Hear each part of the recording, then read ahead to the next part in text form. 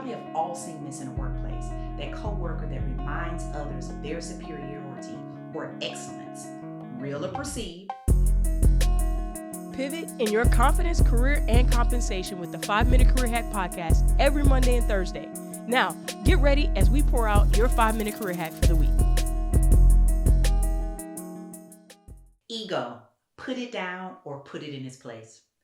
Welcome to a series that I am going to be doing that was inspired by the book Ego is the Enemy that we unpacked in our 5-Minute Career Hack community, one of our book clubs for you.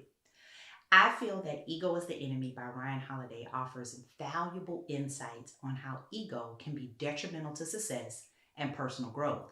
But what is ego? What is your definition? It can be a person's sense of self-esteem or self-importance, and it doesn't sound all so bad, right? But how do you define it? Someone's ego is their sense of their own self-worth. So it doesn't have to be a bad thing, right? But here's an example. If someone has a large ego, because we've heard of ego being small and large, a large ego is that they think they are very important and very valuable, maybe more important and more valuable than others. And how can someone show this? We probably have all seen this in a workplace, that coworker that reminds others of their superiority or excellence, real or perceived, maybe stopping by or stopping others from expressing their ideas because their idea is better. Maybe someone that rewards those that support them, right? Almost a way to punish those that don't. Maybe even when we talk about workplace bullies or someone trying to exert their power that they don't really have. That's what usually comes to mind when we think about it. But here are some tips that we can all avoid. And we're going to unpack this week of how we can all be aware of hubris. What is hubris? Excessive pride or self-confidence, right? Ego can blind us of our faults and weaknesses. It can prevent us from learning and growing. And if we all know if we're not learning and moving forward, what are we doing? So we want to stay humble and be open to feedback. Now, do you find that you often explain away why you do things?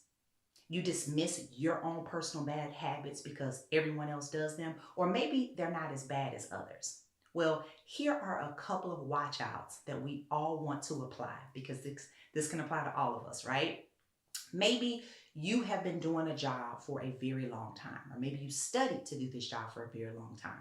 In fact, you feel, or maybe others feel, that you can do this with your eyes closed. Have you ever told yourself, what would they do if I wasn't around here? It's the same old thing every day. Well, others may see you as a subject matter expert because you can talk the talk, but remember, there can be a shadow to every good thing. What do I mean by that?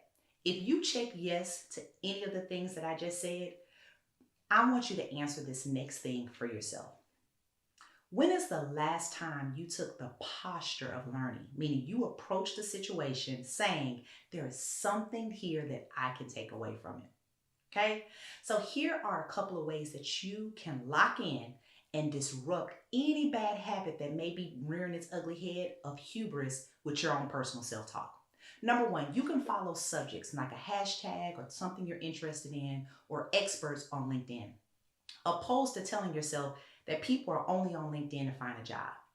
There are so many people sharing best practices that can inform and help you stay on top of your game. Okay? Number two, be welcome to feedback. Do you often dismiss feedback from certain people? And maybe it's subconscious, but you do it. We want you to be open to feedback from others, even if you think that someone, and it may be just one person, but someone is unqualified to tell you or show you something. You want to use every bit of feedback, no matter how valid you think it is, as an opportunity to learn and grow, even if it's just learning from that different perspective. We got to let go of our ego and get defensive. Now, all ego is not a bad thing. We just talked about overused ego, bigger egos, but most importantly, we want to be able to put our ego in its proper place. I truly hope you enjoyed this episode as much as we enjoyed doing it for you. However, it doesn't have to end there. Come on over to our Facebook group community right now for free. You're going to get exclusive content that we weren't able to include in this episode as well as past episodes. We've got challenges, we've got research, we've got lives, you name it, all for you in bite-sized chunks so that you can continue this development journey. Go ahead, click the link right now in the description show notes, and we'll see you there.